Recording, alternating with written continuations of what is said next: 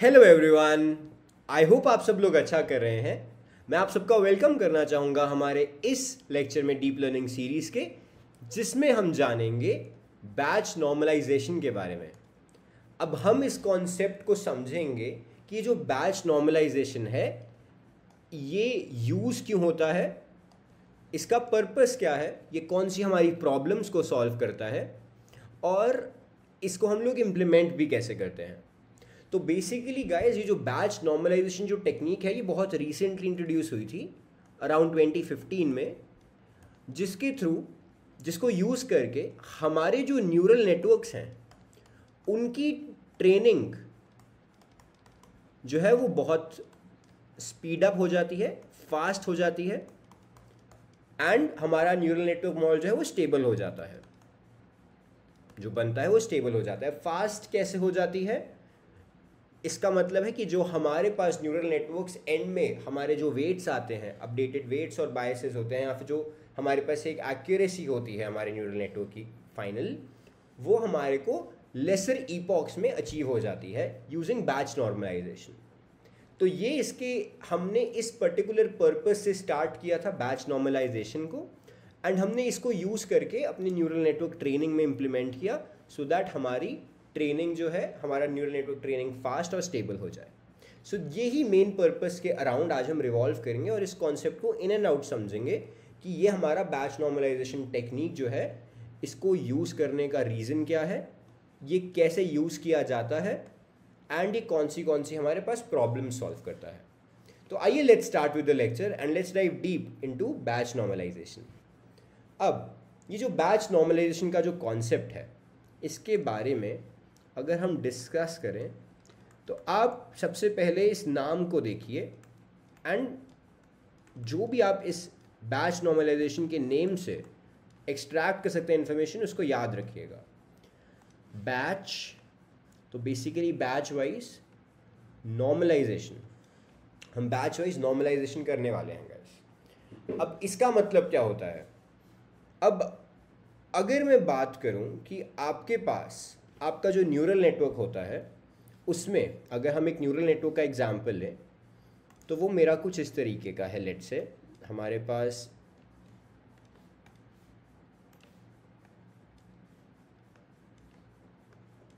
Supposedly इस तरीके का एक न्यूरल नेटवर्क है, 2 neurons in each layer and ये मेरे पास एक आउटपुट लेयर है, ठीक है।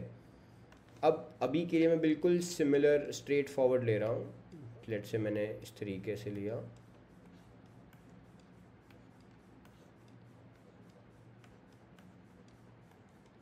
And this is my output, okay. अब आप एक चीज़ देखिए, यहाँ पे आपके इनपुट्स आ रहे हैं x1 और x2। अब होगा क्या गाइस, जब आपने अपना कोई भी, जब हम लोगों ने केरास में रेग्रेशन प्रॉब्लम किया, हमने क्या किया था, हमने अपने इनपुट्स को नॉर्मलाइज ज़रूर किया था गाइस, हमने नॉर्मलाइज अपने इनपुट्स को ज़रूर किया था। लेकिन जब हमारे इनपुट्स यहाँ पे गए और इन न्यूरॉन्स का आउटपुट एक्टिवेशन फंक्शन में लगने के बाद, तो लेट से हमारे पास यहाँ पे लगा एक, बेसिकली हमारे पास ये इनपुट्स गए यहाँ पे मेरे पास, लेट से इसके बाद जो डिस्ट्रीब्यूशन आएगी, जो मेरे पास यहाँ पे वैल्यूज़ होंगी वो डिफरेंट होगी x1 और x2 से। लेट से यहाँ पे मेरे पास इस न्यूरॉन्स के बाद a1 और a2 हो जाता है, ऐसे ही मेरे पास b1 और b2 हो जाता है एंड सो ऑन। तो ये जो मेरे पास वैल्यूज़ आएंगी ये नॉर्मलाइज्ड नहीं होंगी। तो ये बहुत ही सिंपल सा कॉन्सेप्ट है कि हमारे पास जो वैल्यूज़ ये एक्टिवेशन फंक्शन से भी निकल रही हैं, ये हमारे पास न्यूरॉन से भी निकल रही हैं इस हिडन लेयर के आगे। अब ये हमारे पास इनपुट लेयर है, ये हमारे पास 2 हिडन लेयर्स हैं लेट्स से, एंड ये हमारे पास आउटपुट लेयर है। हम बैच नॉर्मलाइजेशन में क्या कह रहे हैं कि हमारे पास इन हिडन लेयर्स के में एक्टिवेशन में जाने से पहले, या फिर हमारे पास इन न्यूरॉन्स के बाद एक्टिवेशन, जब हमारे पास एग्रीगेशन हो जाएगी और एक्टिवेशंस में जाने से पहले हमारे पास एक बैच नॉर्मलाइजेशन की लेयर ऐड होगी जो कि हमारे पास इन न्यूरॉन से निकलने वाले डेटा को नॉर्मलाइज कर देगा। इसका मतलब, नॉर्मलाइज का मतलब क्या होता है गाइस, हम सारे जानते हैं, म्यू इज इक्वल टू 0 और standard deviation is equal to 1 कर देगा। इसको अगर मैं ग्राफ के थ्रू देखना चाहूँ तो कैसे देख सकता हूँ? बेसिकली मेरे पास इसके अराउंड मेरा डेटा हो जाएगा, mu is equal to 0, mean 0 हो जाएगा, स्टैंडर्ड डेविएशन 1 हो जाएगा, राइट। तो ये मेरा फाइनल नॉर्मलाइज्ड डेटा होना चाहिए, आउटपुट होना चाहिए, ताकि मेरे पास यहाँ पे नॉर्मलाइज आ जाए मेरे पास इन्फॉर्मेशन। अब ये जो नॉर्मलाइज इन्फॉर्मेशन मेरे पास आएगी गाइस, ये क्या हो रहा है? बेसिकली मैं क्या कह रहा हूँ, मैंने यहाँ पे नॉर्मलाइज करके भेजा, मैंने यहाँ पे नॉन लीनियरिटी ऐड करी, जो भी करा, एग्रीगेशन करी। अब इसके थ्रू क्या हो सकता है, मेरे पास जो मेरा डेटा है, अगर मैं बैच नॉर्मलाइजेशन लेयर में जाने से पहले पॉसिबली मेरे पास कुछ इस तरीके का इन्फॉर्मेशन हो सकती है कि मेरा जो डेटा है वो इधर शिफ्ट हो गया हो। तो मुझे इस डेटा को इस तरीके से करना है, इस तरीके से करना है आफ्टर योर बैच नॉर्मलाइजेशन। ये होता है आपके बैच नॉर्मलाइजेशन का यूजेज। अब ये हम करते क्यों हैं, लर्निंग क्यों तेज़ हो जाती है? तो जब आपके पास आपका नॉन लीनियर डेटा होता है, बेसिकली जब आपके पास आपके एक्टिवेशन फंक्शंस में जब आपने बैच नॉर्मलाइजेशन नहीं लगाई, जब आपके पास नॉन नॉर्मलाइज डेटा यूज़ किया होगा, तो आपका जो कॉस्ट फंक्शन बनेगा, आप समझ सकते हैं कि जो आपका कॉस्ट फंक्शन होगा वो बहुत ही ज़्यादा, जो कॉस्ट फंक्शन हम वहाँ पे बनाते थे एज यू रिमेंबर, ठीक है, जो हम कॉस्ट फंक्शन बनाते थे, ये हमारे पास जो होगा, इसका जो कॉन्टूर बनेगा, जो ग्राफ बनेगा, जब हमारे पास डेटा नॉर्मलाइज नहीं है, तो वो कुछ इस तरीके का होगा। अब इसमें डिटेल में जाने की ज़रूरत नहीं है, just get the idea of this, कि हमारे पास कुछ जो कॉन्टूर होगा वो इस तरीके से होगा। तो हमारे पास ऐसे कॉन्टूर्स में लर्निंग जो है वो थोड़ी स्लो होगी, तो हमारे पास थोड़ा इस तरीके से हम लोग ग्लोबल मिनिमा पे पहुंचेंगे। लेकिन जब मैं नॉर्मलाइज कर दूंगा, क्योंकि ये मेरे पास लेंथ ज़्यादा हो गई इससे, तो ये मेरा थोड़ा सा स्ट्रेच्ड कॉन्टूर हो जाता है, क्योंकि नॉर्मलाइज डेटा नहीं है। लेकिन जब मेरे पास नॉर्मलाइज हो जाए तो मेरे पास कुछ इस तरीके का कॉन्टूर आ जाता है, जिसके थ्रू बहुत ईजिली हम ग्लोबल मिनिमा पे जल्दी पहुंच सकते हैं विदाउट मैनी ईपॉक्स। तो यहाँ पे लेट से आपके पास 100 ईपॉक्स लग गए, यहाँ पे आपके पास सिमिलर रिजल्ट आपको मिल जाएगा 20 ईपॉक्स में। तो ये आपके पास कॉम्पिटेशनल कॉम्प्लेक्सिटी आपको बचा देता है। That is one.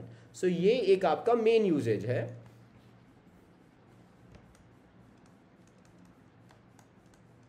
Of your batch normalisation, कि हमारे पास ट्रेनिंग फास्ट हो जाती है। नाउ सेकेंड यूजेज पे आते हैं गाइस, जिसको हम कहते हैं इंटरनल कोवेरिएट शिफ्ट।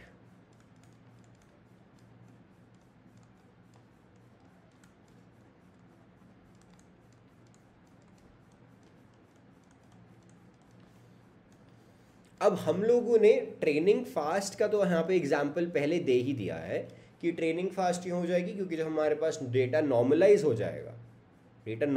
जाएगा तो मेरे पास जो कॉन्टूर होगा वो थोड़ा एक यूनिफॉर्म वे में बनेगा, जिसके थ्रू मैं बेटर लर्निंग रेट जल्दी, मेरे पास जो अपडेट होंगे, वेट्स अपडेट होंगे, वो जल्दी ऑप्टिमाइज सोल्यूशन पे पहुंच जाएंगे।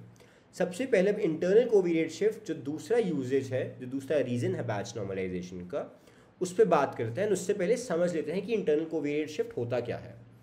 तो इंटरनल कोवेरिएट शिफ्ट इज़ बेसिकली, जैसा कि हम चाइनीज़ विस्पर्स खेलते हैं, राइट। तो चाइनीज़ विस्पर्स आपने गेम सुनी होगी, उसमें क्या होता है, ये क्लासिक एग्जाम्पल है हमारा इंटरनल कोवेरिएट शिफ्ट का, कि हमारे पास लेट से पर्सन ए, फिर ये हुआ पर्सन बी, एंड ये था पर्सन सी। तो पर्सन ए को किसी ने बोला चीज़ बोलने को, एंड हमारे को पर्सन सी ने भी आगे चीज़ आउटपुट देना चाहिए आइडियली। लेकिन जब यहाँ पे डेटा पास हो रहा है तो चीज़ को सुना बी ने ब्रीज, एंड सी ने सुना ब्रीज को फ्रीज। तो हमारा चीज़ बना ब्रीज, बना फ्रीज, एंड आउटपुट आ गया हमारा फ्रीज। तो इस तरीके से ये मेरे पास इंटरनल कोवेरिएट शिफ्ट हो गया। बेसिकली मैं क्या कहना चाह रहा हूँ कि इंटरनली इस पर्टिकुलर मेरे इंटरेक्शन में इंटरनली मेरा जो डिस्ट्रीब्यूशन ऑफ डेटा है वो चेंज हो गया। डिस्ट्रीब्यूशन ऑफ डेटा का मतलब एक और एग्जांपल लेके हम समझते हैं। तो लेट्स से आपने एक बनाया मॉडल 1 और आपने दूसरा बनाया सिमिलरली एक मॉडल 2। तो आपने मॉडल 1 एक क्लासिफिकेशन मॉडल बनाया to compare between dogs and cats, कि ये डॉग है या कैट है। अब आपने कैट्स के बहुत सारी ब्रीड्स दी, लेकिन आपने डॉग की सिर्फ एक ब्रीड दी। लेट्स से हमने दी एक शित्जू की ब्रीड सिर्फ। ओके, तो हमारे पास ये 2 ब्रीड्स आ गई, लेकिन हमारे 2 एनिमल्स आ गए, लेकिन हमने एक डॉग की दी एक कैट की दी। डॉग की सिर्फ एक ब्रीड, इसकी मल्टीपल।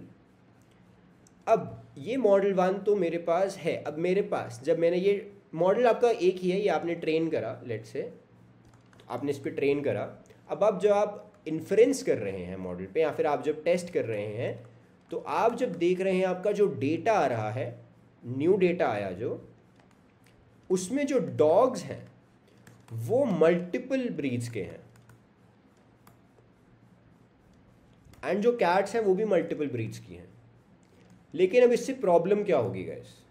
प्रॉब्लम ये होगी कि मेरा जो डेटा है उसमें चाहे मेरा मॉडल सही रिजल्ट दे दे, no matter what, even if मेरी एक्यूरेसी बहुत अच्छी आ रही है, क्या हो गया है कि मेरा जो डेटा की डिस्ट्रीब्यूशन है, जिसके ऊपर मेरा डेटा बना है, ट्रेन हुआ है या स्टार्टिंग में आया है, वो डॉग्स की डिस्ट्रीब्यूशन उन इमेजेस की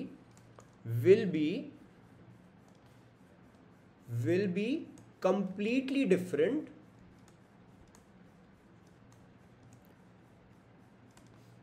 than the one with multiple dog breeds। तो इस चीज से हम क्या समझते हैं गाइस?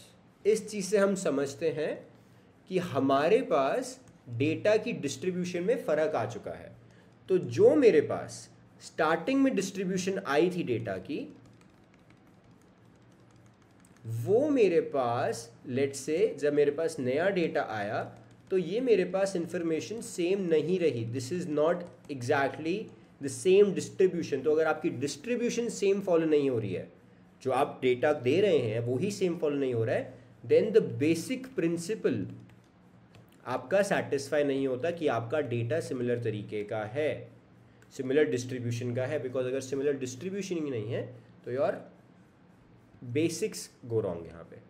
तो क्या होता है कि जब आप न्यूरल नेटवर्क्स में या कहीं पे भी कोई भी मॉडल है आपका, आप जब आपके पास लेट से कोई भी मॉडल होगा, अब आप इस मॉडल में लेट से आगे बढ़ रहे हैं,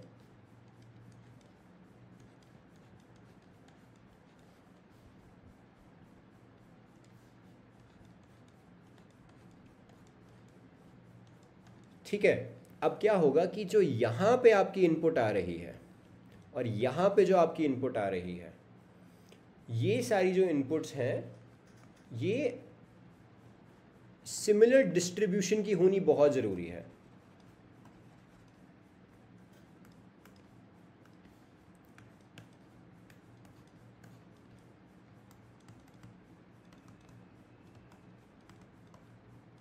अगर ये सिमिलर डिस्ट्रीब्यूशन की नहीं होंगी तो फिर हमारे पास रिजल्ट्स ठीक नहीं आएंगे।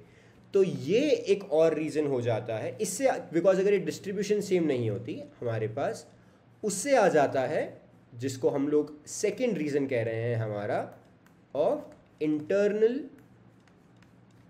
कोवेरिएट शिफ्ट। ओके, इससे आता है हमारा इंटरनल कोवेरिएट शिफ्ट। तो इस चीज़ को सॉल्व करने के लिए हम लोग वापस लगाते हैं हमारा बैच नॉर्मलाइजेशन, राइट। तो हम समझ गए हमारे रीजंस क्या है बैच नॉर्मलाइजेशन लगाने के। faster training,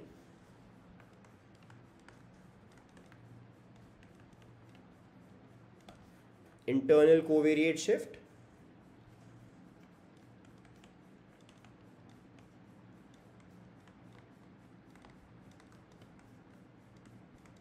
and training, sorry and stability. अब हमारा स्टेबल न्यूरल नेटवर्क मॉडल बनता है। Now as we now understand हमारे पास इसका यूजेज क्या है, इसकी नीड क्या है हमारे न्यूरल नेटवर्क मॉडल्स में, एंड ये क्या प्रॉब्लम सॉल्व करती है, आइए डाइव करते हैं इसके यूजेज में कि how we use this and what is the analogy behind this, इसके पीछे का इंटरप्रिटेशन कैसे करेंगे, how does it work mathematically. तो आइए let's jump into the how of batch normalization. Okay, so guys now जैसा कि हम जान चुके हैं इंटरनल कोवेरिएट शिफ्ट के बारे में, उसकी कि कैसे हमारे को इंटरनल कोवेरिएट शिफ्ट कम कर सकते हैं बैच नॉर्मलाइजेशन के थ्रू, हमारी ट्रेनिंग उससे फास्ट हो जाती है, स्टेबिलिटी आ जाती है न्यूरल नेटवर्क में, क्योंकि और अगर हम लोग बैच नॉर्मलाइजेशन नहीं कर रहे हैं और हमारे पास ऐसा डेटा है जिसमें इंटरनल कोवेरिएट शिफ्ट ज़्यादा है, तो हमारे को ट्रेनिंग में टाइम लगेगा, लर्निंग रेट और छोटा लेना पड़ेगा, एंड ऐसी प्रॉब्लम्स आया करेंगी। अब हम लोग देखते हैं कि अगर हमारे को बैच नॉर्मलाइजेशन यूज़ करना है, अगर हमारे को बैच नॉर्मलाइजेशन यूज़ करना है तो वो यूज़ होगा कैसे, how do we do that, how do we do it. अब जैसा कि let us take an example, बहुत सिमिलर सा एक एग्जांपल लेते हैं। हमारे पास ये 2 न्यूरॉन्स हैं, ये लेट से 3 न्यूरॉन्स हैं, हमारे पास ऐसे ही 2 और न्यूरॉन्स हैं,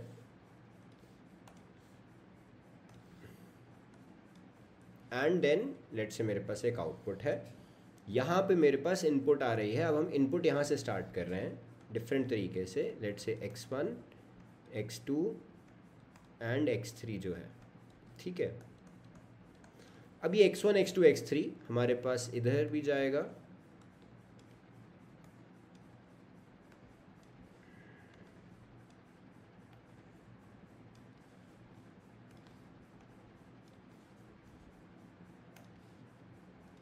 ये हमारे पास x2 ऐसे जाएगा इधर।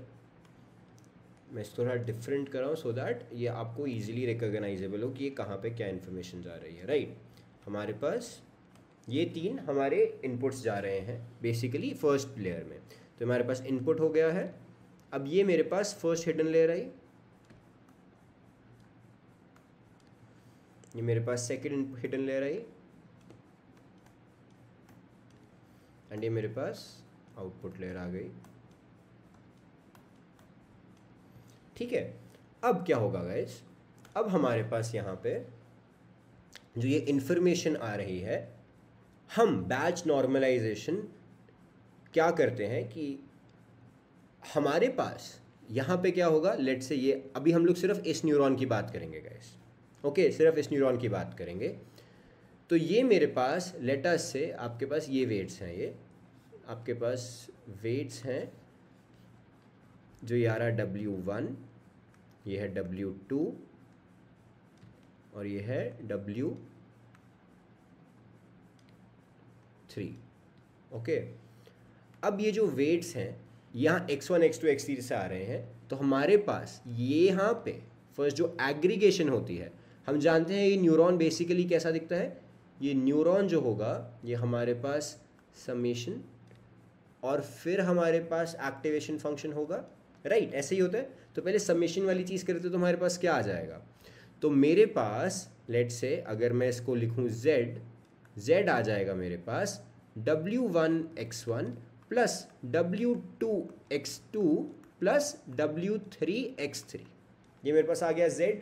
अब इसके बाद जो मैं एक्टिवेशन फंक्शन लगाता हूँ z पे, लेटा से मेरे पास रेलू है यहाँ पे, तो मैं रेलू ऑफ z कर देता हूँ, ठीक है।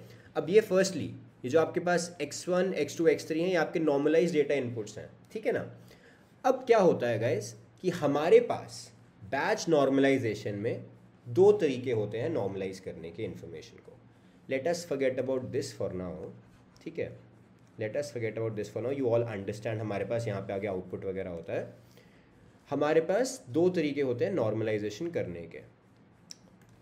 पहला वे होता है कि हमारे पास ये जो z आया, z को हम लोग नॉर्मलाइज करें, उसके बाद हम इसको एक्टिवेशन फंक्शन में डाल दें। दूसरा वे होता है हमारे पास z को हम लोग एक्टिवेशन फंक्शन में डाल दें एंड उसके बाद इस एक्टिवेशन फंक्शन को हम लोग नॉर्मलाइज करें। ओके, अब very like this particular one, ये जो है ये है हमारा एक्सट्रीमली पॉपुलर, सो इसको ही हम लोग मेजरली यूज़ करते हैं। तो इसी की हम बात करेंगे इस लेक्चर में कि हम जो हमारा z आएगा जो कि लीनियर कॉम्बिनेशन है उसको पहले हम नॉर्मलाइज करेंगे, उसको फिर एक्टिवेशन फंक्शन में डाल देंगे एंड देन थ्रू दैट हमारे पास हमारी बैच नॉर्मलाइजेशन इम्प्लीमेंट होगी। Very simple. अब हम लोग समझ गए हैं कि हमारे पास ये इनपुट्स आ रहे हैं, लीनियर कॉम्बिनेशन है, इसके बाद हम नॉर्मलाइज कर देंगे। नॉर्मलाइज हम कैसे करते हैं? नॉर्मलाइज हम करते हैं बहुत ही सिंपल तरीके से, z minus mu by sigma, ये तो हम जानते ही हैं, राइट। ये इसको यूज़ करके मेरे पास मेरा z नॉर्मलाइज आ जाएगा। थोड़ा इसको नीचे लिखता हूँ इनको, ठीक है। z नॉर्मलाइज मेरा ऐसे आ जाएगा। अब बात होती है, अब हम समझ गए पूरा कॉन्सेप्ट, ठीक है, हम समझ गए, जानते थे हम w1 w2 w3 क्या होते हैं, x1 x2 x3, हमारे पास प्लस b वेरी इंपॉर्टेंट, ठीक है। ये मेरे पास जो लीनियर कॉम्बिनेशन आएगा इसको मैं एक्टिवेशन फंक्शन में जनरली डालता हूँ, उसके बाद मेरे पास आउटपुट आता है, लेट्स से इसको हम लोग कह देंगे a। तो ये जो मेरे पास a आता है, अब मेरे को a को बनाने से पहले क्या करना पड़ेगा, जो मैं z आता है इसको पहले मैं नॉर्मलाइज करूँगा, इस पर्टिकुलर चीज़ को मैं पहले नॉर्मलाइज करूँगा, उसके बाद मैं इसको एक्टिवेशन फंक्शन में डालूंगा। और नॉर्मलाइज में कैसे करता हूँ, z जो आया है वो तो यूज़ करता हूँ माइनस म्यू बाय सिग्मा।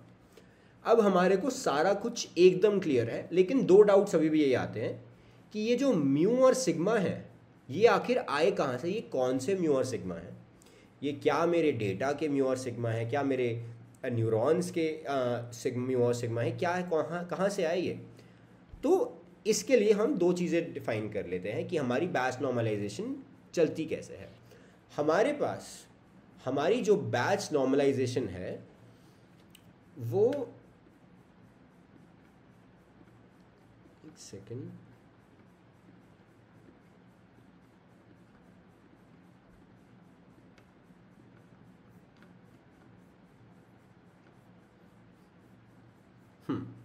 तो हमारे पास जो हमारी बैच नॉर्मलाइजेशन है, जैसा कि मैंने आपको सबसे पहले लेक्चर में कहा था गाइस, सबसे पहले मैंने यहाँ पे ही स्टार्ट होते ही कहा था कि two words very important, batch wise normalization करेंगे हम। तो इसका मतलब क्या है कि हमारे पास सबसे पहले जब भी हम मिनी बैच ग्रेडियंट डिसेंट लगाएंगे तब हम लोग बैच नॉर्मलाइजेशन का यूज़ कर सकते हैं। ओके, तो जैसा कि अगर लेट सपोज कि आपके पास डेटा है x1 x2 x3 and your output 1। अब यहाँ पे लेट से आपके पास है 1 3 7 3 5 3 5 9 4 4 6, सिमिलरली 10 20 एंड 17 77 वॉट एवर, ये हमारे पास कुछ डेटा है एंड ये आपके पास आउटपुट्स हो गई, जो भी आउटपुट है आपकी, let us forget for now, जो भी आउटपुट है आपकी। अब हम इनपुट को देखते हैं। सबसे पहले आपका ये जो डेटा है ये आपका नॉर्मलाइज तो होगा ही होगा, है ना। तो आप जो स्टैंडर्ड आप स्केलर लगाएंगे, मिन मैक्स स्केलर लगाएंगे, कोई भी स्केलर लगाएंगे, तो आपके पास जब ये नॉर्मलाइज करेंगे आप इसको, चाहे स्टैंडर्ड स्केलर के थ्रू चाहे मिन मैक्स स्केलर के थ्रू, नॉर्मलाइज डेटा होगा आपका, ठीक है। अब आपने सपोज करो स्टैंडर्ड स्केलर लगाया, आपके पास यहाँ पे आपके पास नॉर्मलाइज तरीके से डेटा आ गया, इसको आप सपोज करो नॉर्मलाइज्ड है। अब हम इसमें एक बैच साइज लेंगे, तो जो बैच साइज होगा, तो बैच साइज आप जैसा कि जानते हैं हमारे न्यूरल नेटवर्क्स वर्क करते हैं वेक्टर्स में। तो लेट से आपने बैच साइज लिया इज इक्वल टू 2। अब तो क्या होगा कि आपके ये दो रिकॉर्ड्स आएंगे, ये आपके दो इनपुट्स आएंगे ये वाले। अब ये आपके एज अ इनपुट आएगा x1 x2 x3 का 2 के फॉर्म में, तो बेसिकली 3,2 के एरे में आएगा। अब ये आपका जब यहाँ पे मल्टीप्लाई होगा तो आपके पास 3 इस न्यूरॉन के लिए 3 पर्टिकुलर रोज के लिए, सॉरी 2 पर्टिकुलर रोज के लिए आपके पास Z ये लेट्स से इसको हम लोग Z1 कहते हैं, तो आपके पास Z1 3 बार आ जाएगा, 2 बार आ जाएगा, एक बार इस रो के लिए, एक बार इस रो के लिए, ठीक है। तो अब आप इसको यूज़ करके, इनको यूज़ करके इस लेयर को नॉर्मलाइज करेंगे इस पर्टिकुलर पूरी की पूरी लेयर पे। तो एक तो आप मिनी बैच रिडंडेंसी यूज़ करेंगे, और जो आप नॉर्मलाइज करेंगे तो जो आपका म्यू और सिग्मा आया करेगा, आप जो बेसिकली नॉर्मलाइज करते हैं वो फर्स्टली पूरे लेयर पे लगाते हैं बैच नॉर्मलाइजेशन। तो पूरे लेयर पे लगाएंगे आप बैच नॉर्मलाइजेशन, और आप जब नॉर्मलाइज करेंगे इन चीज़ों को तो आप न्यूरॉन वाइज जो आपके पास रिकॉर्ड्स आएंगे उस बैच के, लेट्स से आपने 10 का बैच साइज लिया, तो जो 10 रिकॉर्ड्स आएंगे Z1 of first row, Z1 of second row, Z1 of third row, Z1 of fourth row and so on, ये जो वैल्यूज़ होंगी इनका आप मीन लेंगे और इनका आप स्टैंडर्ड डेविएशन लेंगे, और इसको यूज़ करके आप बहुत ईजिली नॉर्मलाइज कर पाएंगे हमारे पास इस न्यूरॉन के इनपुट्स को। सेम वे से आप इस न्यूरॉन के इनपुट्स को करेंगे, सेम वे आप इस न्यूरॉन के इनपुट्स करेंगे एंड सो ऑन। तो बेसिकली क्या हुआ गाइस, बेसिकली आपने, अगर हम इस पर्टिकुलर स्लाइड से पूरा सब कुछ समझना चाहें तो क्या हो रहा है, एक बार इसको समराइज कर देते हैं सो दैट हमारे को क्रिस्टल क्लियर हो जाएगा। हमारे पास 3 इनपुट्स आ रही हैं, 3 इनपुट्स गई यहाँ पे इस पर्टिकुलर न्यूरॉन में, सिर्फ हम इस न्यूरॉन की बात कर रहे हैं अभी, इस न्यूरॉन के लिए बात कर रहे हैं। तो यहाँ पे हमारी इनपुट गई, ठीक है, यहाँ पे मेरे पास इनपुट गई। अब ये जो इनपुट से मेरे पास जो Z1 बनेगा वो बनेगा W1x1 plus W2x2 plus W3x3 plus B। अब ये जो है इसके बाद मुझको इसको नॉर्मलाइज करना है, फिर एक्टिवेशन फंक्शन में डालना है, तब मेरे पास ये आउटपुट आएगा, ठीक है। अब क्या करना है हम लोगों ने यहाँ पे, जैसा कि मैंने कहा कि हमारे पास लगेगा मिनी बैच में, तो मिनी बैच में लेट से हमने बैच साइज लिया 10 का, लेट से हमने बैच साइज ले लिया 10 का। सो अगर मेरे पास batch size is equal to 10 है तो मेरे पास ये 10 रिकॉर्ड्स आएंगे, 10 रिकॉर्ड्स आएंगे ऑफ आपका Z1 फॉर एवरी रो, ठीक है, एक्टिवेशन से पहले का। अब वो एक्टिवेशन में जाने से पहले उन Z1s को फॉर ऑल 10 रोज हम उसको स्टैंडर्डाइज करेंगे, हम उसको नॉर्मलाइज करेंगे using the mean and standard deviation. और ये मीन और स्टैंडर्ड डेविएशन वहाँ से आएगा जहाँ पे आप जानते हैं मीन का ये हो जाएगा, ये ZI ले लेंगे, एंड सिमिलरली आपका स्टैंडर्ड डेविएशन भी इसी तरीके से आ जाएगा।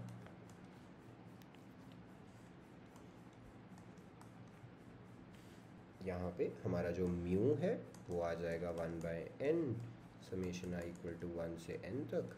ZI हम ले रहे हैं तो हमारे पास सारे उनका, उसके बाद हम मीन कर लेंगे, एंड सिमिलरली हमारे पास जो स्टैंडर्ड डेविएशन है वो तो हम जानते ही हैं कि हमारे पास आ जाएगा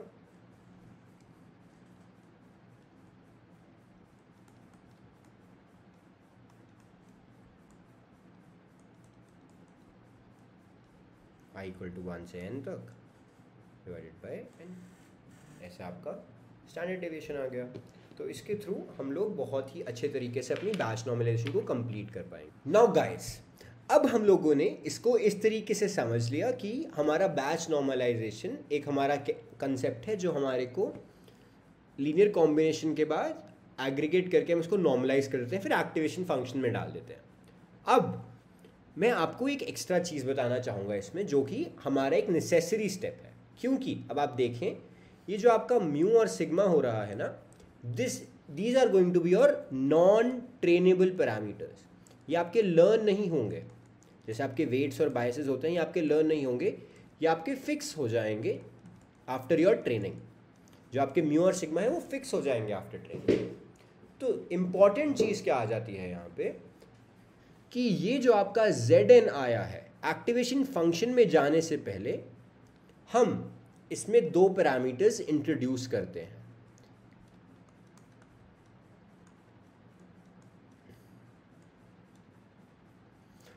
और हम इस पर्टिकुलर लीनियर कॉम्बिनेशन को एक्टिवेशन फंक्शन में डालते हैं और ये जो दो पैरामीटर्स हैं ये हमारे ट्रेनेबल पैरामीटर्स माने जाते हैं। ट्रेनेबल पैरामीटर्स का मतलब कि ये जब हम लोग अपना मशीन लर्निंग मॉडल या डीप लर्निंग मॉडल हम जब ट्रेन करेंगे तो हमारे पास ये गामा और ये बीटा जो है ये हमारे पास ट्रेन होंगे, ये हमारे पास एक्चुअल एक वैल्यू पे पहुंचेंगे, कन्वर्ज करेंगे। सो नाउ ये जो आपके पास Zn और बीटा जो होंगे या सॉरी जो आपके पास जो गामा और जो बीटा होंगे जो हमारे पास आफ्टर Zn को हम लोग इसमें ऐड करेंगे, मल्टीप्लर ऐड करेंगे। अब आप क्वेश्चन पूछेंगे कि इसकी ज़रूरत क्या है, what is the need of this. जब हमारे पास एक यूनिट डायमेंशन में हमारे पास आ गया था हमारा डेटा, हम लोगों ने इसको स्टैंडर्डाइज कर दिया था with mean 0 and standard deviation with mean 0 and standard deviation 1, तो अब हम लोग इसमें ये वापस पैरामीटर्स ऐड करके इसको हम लोग या तो स्ट्रेच कर रहे हैं या फिर कॉम्पैक्ट कर रहे हैं, और इसको फिर हम लोग बेसिकली क्या करते हैं, हम जो मल्टीप्लायर ऐड करते हैं, तो अगर मेरे पास एक यूनिट ऐसे में है तो मैं या तो इसको मैं स्ट्रेच कर रहा हूँ या मैं इसको और वो कर रहा हूँ, और मैं इसको अपनी एक्सिस से मूव भी कर सकता हूँ थ्रू बीटा, राइट। तो बेसिकली हमारे पास ज़रूरी तो नहीं है कि हमारी इनपुट जो है वो इसी तरीके की होनी चाहिए। तो हम लोग अपने डीप लर्निंग मॉडल को फ्रीडम देते हैं ये वाली कि हमारा मॉडल खुद डिसाइड करे कि वो डिस्ट्रीब्यूशन हमारे पास एक्टिवेशन फंक्शन में जाने से पहले कैसी होनी चाहिए। It can be like this as well, क्योंकि ये अभी यहाँ पे है, right. It can be like this itself, या फिर अगर वो इस जगह पर नहीं होनी चाहिए, या फिर अगर उसको हमको कॉम्पैक्ट या स्ट्रेच करना चाहिए एंड वो डिस्ट्रीब्यूशन को एक्सेस से मूव करना चाहिए, तो हमारे पास ये गामा और बीटा ट्रेन होके ऐसे पैरामीटर्स आते हैं which will help your model to achieve the ideal state, to एक वो सही बेस्ट सोल्यूशन हमारा बन पाए। उसके लिए हमारे पास इसके लिए ये गामा एंड बीटा आ जाते हैं। This is your batch normalization in short. तो एक बार हम लोग बैच नॉर्मलाइजेशन को वापस से स्टार्टिंग समराइज कर लेते हैं स्टार्टिंग से, and let's talk about it once again, थोड़ा सा स्टेप्स देख के। सबसे पहले हम इसके बारे में लिखेंगे कि हमारा बैच नॉर्मलाइजेशन जो होता है ये होता है सिर्फ हमारा हिडन लेयर्स पे, and that too it is not necessary कि all hidden layers, so you can choose hidden layer 2, hidden layer 5 and so on, only these let's say. Second, हमारे पास ये होगा मिनी बैच। मैं आपको बाकी आपने ग्रेडियंट डिसेंट तो जाना ही हुआ है, लेकिन ये मिनी बैच एल्गोरिदम्स पे वर्क करेगा। चाहे जनरली आप जैसे जानते हैं ग्रेडियंट डिसेंट, ये आप जानते हैं इसलिए मैंने इसको पीछे यूज़ भी किया था। This can also be used for other mini batch algorithms, but वो इम्पॉर्टेंट क्या है कि वो मिनी बैच होना चाहिए, ठीक है। थर्ड, हमारे पास दो तरीके होते हैं उसको करने के, मिनी बैच नॉर्मलाइजेशन को करने के। या हमारा जो Z है, जो Z यहाँ पे हम कह रहे हैं जो हमारा लीनियर कॉम्बिनेशन है, उसको हम लोग नॉर्मलाइज करें। उसके बाद हम इसमें जो हमारे दो ट्रेनेबल पैरामीटर्स हैं उसको ऐड करें,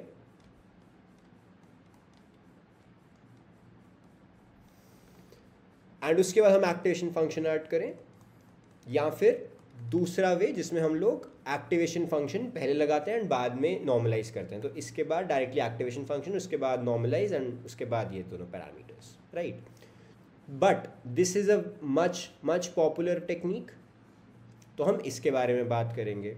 अब हम एक बार ये भी इंट्रोड्यूस कर देते हैं वापस से कि हम जो नॉर्मलाइज करते हैं इसके लिए हम जो म्यू और सिग्मा लाते हैं, वो जो म्यू और सिग्मा हम लाते हैं वो कैसे होते हैं।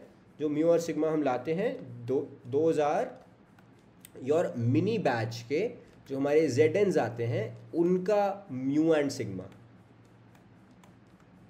ठीक है, उनका म्यू एंड सिग्मा होता है। तो इससे हमारे Zns आ जाएंगे। जो अब लाइक वी हैव 10 रिकॉर्ड्स, तो 10 हमारे पास Zns आएंगे, उनका म्यू और सिग्मा निकल जाएगा। देन हमारे पास the addition of 2 trainable parameters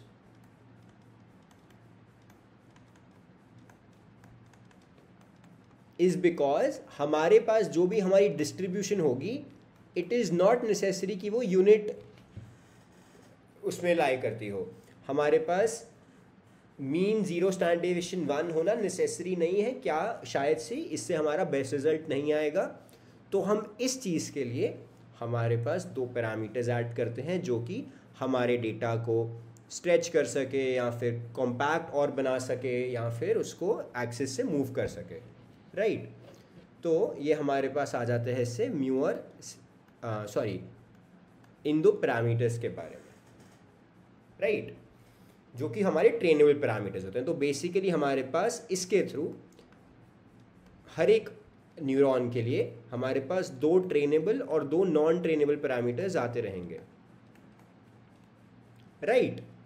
तो अब इससे हम समझ गए हैं, तो इससे और क्या हो जाएगा उसके बाद, इससे हमारे पास फिर हमारी लर्निंग फास्ट हो जाएगी, स्टेबिलिटी आ जाएगी, हमारी जो इनिशियलाइजेशन प्रॉब्लम्स है, वेट इनिशियलाइजेशन जो होती है गाइस, अभी इसके बारे में हम बात करेंगे अगर हम नेक्स्ट लेक्चर्स में। तो वेट इनिशियलाइजेशन अगर सही नहीं है तो वो इसको भी ठीक कर सकता है, बिकॉज बेसिकली तो जो उसका इम्पैक्ट होगा बैड वेट इनिशियलाइजेशन का, वो बैच नॉर्मलाइजेशन उस चीज़ को भी कम कर देगा। तो this is the concept behind mini batch gradient descent. I hope आपको इस समराइजेशन से समझ गए हैं गाइस बैच नॉर्मलाइजेशन की यूज़ क्या है, उसके क्या बेनिफिट्स हैं। अब जैसे हमारे पास ये फाइनली जो ट्रेनेबल पैरामीटर्स भी आ रहे हैं हमारे गामा और बीटा जो है, इससे अगर मेरा मॉडल चाहता है कि वो स्टैंडर्डाइज ना रहे तो वो स्टैंडर्डाइज नहीं रहेगा, वो वापस से एक स्केल पे चला जाएगा, राइट। और ये सारी चीज़ें कब लर्न होंगी, ये सारी चीज़ें लर्न होंगी हमारे बाकी डिफरेंट वेट्स एंड बायसेस के साथ। ये हमारे पास ये जो दो ट्रेनेबल पैरामीटर्स हैं गामा और बीटा, ये यूज़ किए जाएंगे। और जो हमारे पास ये म्यू और सिग्मा है, ये आफ्टर द ट्रेनिंग हमारे पास something which is called as exponential weighted average, हम इसके बारे में डिस्कस करेंगे आगे। ये म्यू और सिग्मा की वैल्यूज हमारे पास एंड में आ जाए करेंगी which will be non trainable, वो हमारे पास फिक्स्ड रहेंगी, राइट। तो ये हो गया हमारा बहुत ही इंटरेस्टिंग बैच नॉर्मलाइजेशन।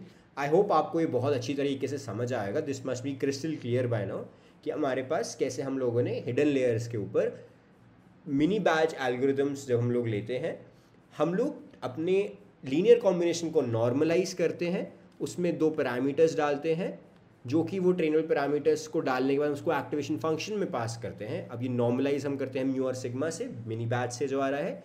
दो ट्रेनेबल पैरामीटर्स इसलिए देते हैं ताकि अगर डेटा को नॉर्मलाइज नहीं होना है, वो चाहता है कि वो नॉर्मलाइज ना हो उस न्यूरॉन के लिए, तो फिर वो नॉर्मलाइजेशन को कम करके वो वापस से स्केल पे चल जाएगा एंड इससे हमारी लर्निंग बहुत फास्ट हो जाएगी, स्टेबिलिटी बहुत बढ़ जाएगी न्यूरल नेटवर्क की, वेट इनिशियलाइजेशन जो है जिससे प्रॉब्लम्स है वो बहुत कम हो जाएंगी एंड हमारे पास ये एक साइलेंट रेगुलराइजर का भी काम करता है।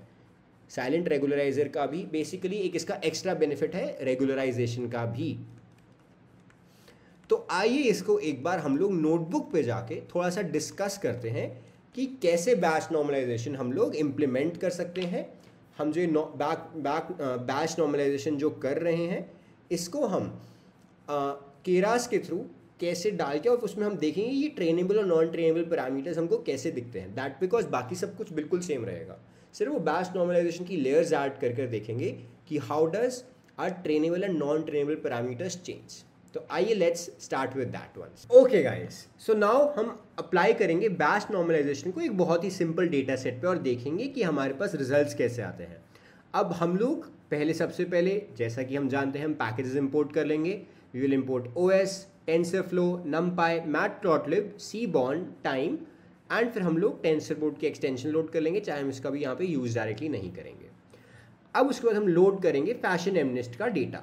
वो फैशन एमनेस्ट का डेटा को हम लोग एक्सट्रेन, वाई ट्रेन और एक्सटेस्ट, वाई टेस्ट के में डिवाइड करेंगे।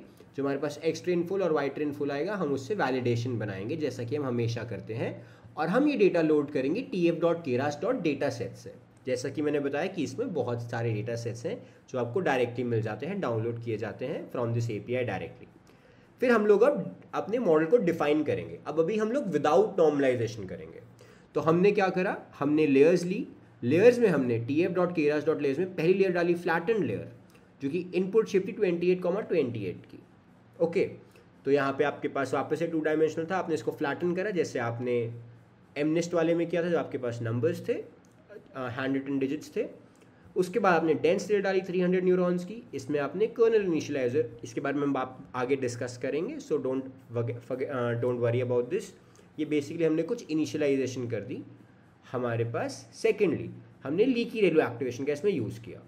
फिर हम लोगों ने वापस से सेम 100 न्यूरॉन्स के लिए करा एंड हमने लीकी रेलो यूज़ किया एंड फिर हमने लास्ट में सॉफ्टमैक्स फंक्शन को यूज़ करके ये डिफाइन कर लिया।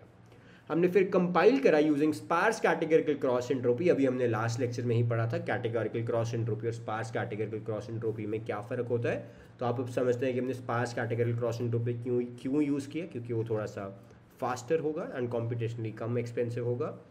ऑप्टिमाइजर हमने यूज़ किया stochastic gradient descent, learning rate 10⁻³ का यूज़ करके एंड एक्यूरेसी हम लोगों ने मेट्रिक ले लिया। फिर हमने मॉडल डॉट समरी देखी, तो आप देख सकते हैं ये कैसे आएगा 784 × 300 + 300। मैं आपको अगर यहाँ पे शो भी करके दिखाऊँ तो आपके पास 784 × 300 + 300 करके ऐसा आपका 235500। सिमिलरली आपका 300 × 100 + 100, 100 × 10 + 10, ऐसे करके आपके सारे वेट्स एंड बायसेस आ जाएंगे जो कि ट्रेन होंगे। तो आप देखेंगे यहाँ पे आपके सारे के सारे पैरामीटर्स इतने हैं और यही सारे ट्रेनेबल हैं। नॉन ट्रेनेबल पैरामीटर्स 0 हैं, क्योंकि यहाँ पे आपका म्यू और सिग्मा बेसिकली आपका मीन और स्टैंडर्ड डेविएशन नहीं होता, बिकॉज आप यहाँ पे बैच नॉर्मलाइजेशन यूज़ ही नहीं कर रहे। फिर आपने ट्रेन करा और आपने ट्रेन करके देखा कि आपके पास आफ्टर 10 ईपॉक्स, चाहे आपने इनिशियलाइजेशंस यूज़ करी हैं कुछ, आपके पास 53 सेकेंड्स में 86% एक्यूरेसी आ रही है। अब एक्यूरेसी हमेशा ज़्यादा इंपॉर्टेंस रखेगा इस, because we can compromise on time, but अगर आपका 86 को लाने में कुछ टाइम लग रहा है एंड लेट्स से कुछ आपका 90 को लाने में कुछ टाइम लग रहा है, तो दैट इज़ डिफरेंट। तो बेसिकली अगर आपको 90 जो ला रहा है that is more important. Okay, फिर अब बैच नॉर्मलाइजेशन अप्लाई करते हैं। अब ये चीज़ देखिएगा, हमने क्या करा, बहुत सिंपल वे में जैसी लेयर्स ऐड करते हैं हम, फ्लैटन करा, फ्लैटन के बाद बैच नॉर्मलाइजेशन, फिर डेंस, फिर बैच नॉर्मलाइजेशन, फिर डेंस और फिर बैच नॉर्मलाइजेशन, रेलू ऐड करा एक्टिवेशन हम लोगों ने एंड सॉफ्टमैक्स यूज़ किया हमने एज द आउटपुट लेयर। हमने डिफाइन करा और अब आप देखिएगा इसके ट्रेनेबल पैरामीटर्स तो सेम हमारे आएंगे 784 इनटू सिमिलर वे। अब यहाँ पे क्या होगा गाइस, बहुत सिंपली आप देखिएगा, अगर मैं 784 के लिए मैं अगर अपने टोटल पैरामीटर्स देखना चाहूँ, यहाँ पे मेरे पास टोटल पैरामीटर्स अगर मैं हर एक न्यूरॉन के लिए देखूँ कि मेरे पास एक म्यू और एक सिग्मा होगा, तो क्या हो जाता है गाइस ये। और अगर मैं जो मेरे 4 पैरामीटर्स आएंगे, क्यों आएंगे यहाँ पे, क्योंकि मेरे पास 2 ट्रेनेबल होंगे और 2 नॉन ट्रेनेबल होंगे, तो ये हो जाएगा 3136। तो यहाँ पे मेरे 2 ट्रेनेबल और 2 नॉन ट्रेनेबल पैरामीटर्स आए। एक बार मैं इसको लिख लेता हूँ, ठीक है, प्लस यहाँ पे फिर वापस जो होता है 784 × 300 + 300 वही आ गया। फिर बैच नॉर्मलाइजेशन दूसरी 300 × 2 × 2, 2 ट्रेनेबल 2 नॉन ट्रेनेबल। सिमिलरली तीसरे में भी 100 × 2 × 2। ये मेरे पास जो भी वैल्यू आएगी इसकी हाफ होंगे मेरे non trainable parameters. 2368 non trainable parameters. अब आप समझे लॉजिक को, आप कनेक्ट कर पा रहे हैं कोड के थ्रू जो हमने वहाँ पे समझा। ये हमारे पास आ गए म्यू और सिग्मा हमारे हर न्यूरॉन के। बाकी जो हैं हमारे सिमिलरली 2368 ही होंगे जो हमारे ट्रेनेबल में ऐड हो जाएंगे। तो अगर मैं इसमें जाके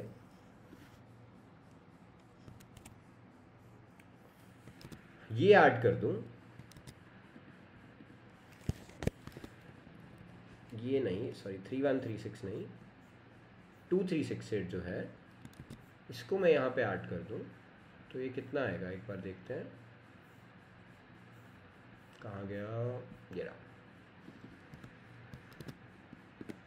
ये आएगा मेरे पास 268978। एक बार यहाँ देख लेते हैं, 268978 ट्रेनेबल पैरामीटर्स मेरे पास आ गए इस तरीके से। Crystal clear guys? अब हम लोग देखेंगे कि हमारे पास लेट्स से कि क्या मॉडल को कंपाइल करेंगे, similarly sparse category cross entropy optimizer use करेंगे, मैट्रिक्स यूज़ करेंगे। उसके बाद हम लोग ट्रेनिंग और कैलकुलेटिंग करके जब हम देखते हैं, आप एक चीज़ देखेंगे, हमारे पास यहाँ पे आई थी एक्यूरेसी 86.96, हम ये मॉडल डिलीट कर चुके हैं, ठीक है। ये हमारे पास नया मॉडल स्टार्ट होता है ट्रेन होना। आप देखेंगे कि आपका फर्स्ट जो आपकी ट्रेनिंग होती है वो ही 86.96 के से स्टार्ट हो जाती है। बेसिकली आपका 9 सेकेंड्स में 86.96 पहुंच जाता है थ्रू बैच नॉर्मलाइजेशन, एंड आपका 73 सेकेंड्स में एक्यूरेसी 89.1 पहुंच जाती है। तो बेसिकली अब आप क्या देख रहे हैं कि हमारे बैच नॉर्मलाइजेशन के थ्रू हमने फास्टर तरीके से जो एक्यूरेसी बिना बैच नॉर्मलाइजेशन की आती है वो तो हमने अचीव कर ही ली, बट थोड़े से टाइम के बाद हमने इससे बेटर एक्यूरेसी अचीव कर ली, तो हमारा स्टेबल हो गया neural network model. And on top of that, अगर जब हम ये बड़े डेटा पे ये सोल्यूशंस लगाएंगे, जब हमारे पास डेटा बढ़ता रहेगा, हमारे मॉडल की कॉम्प्लेक्सिटी बढ़ती रहेगी, तो इसकी स्पीड भी और एक्सपोनेंशियली इंक्रीज होगी एंड एक्यूरेसी भी। So that is how your batch normalization is going to help you in creating एक ऐसा मॉडल जो फास्ट तरीके से ट्रेन भी हो जाता है, स्टेबल भी होता है, उसमें इंटरनल कोवेरिएंट शिफ्ट भी कम हो जाता है, वो रेगुलराइजेशन भी ऐड करता है, क्योंकि जब वो बाकी म्यू और बीटा बाकी जब वो पैरामीटर्स डाल रहा है और नॉर्मलाइज कर रहा है तो वो कुछ नॉइज ऐड करता है, जिसके थ्रू हमारी ओवर फिटिंग भी कम होती है। वेट इनिशियलाइजेशन जो है, अगर हमारी वेट इनिशियलाइजेशन भी अगर बहुत ख़राब हो तो बैच नॉर्मलाइजेशन उसको भी केटर कर लेता है। तो दैट इज़ हाउ स्ट्रॉन्ग आपका बैच नॉर्मलाइजेशन इज़। तो with this guys we are done with today's lecture. हम समझ चुके हैं बैच नॉर्मलाइजेशन को इन एंड आउट, उसका कॉन्सेप्ट, वो कैसे हमारा हिडन लेयर्स पे अप्लाई होता है, एंड हमने उसको कोड के थ्रू भी जाना कि उसके ट्रेनेबल और नॉन ट्रेनेबल पैरामीटर्स क्या इम्प्लाई करते हैं, क्या उनका यूजेज है और क्या इसके बेनिफिट्स हैं। तो आई होप आपको ये लेक्चर बहुत पसंद आया होगा। मिलते हैं नेक्स्ट लेक्चर में और डिस्कस करते हैं ऐसी ही इंटरेस्टिंग चीज़ें। Take care.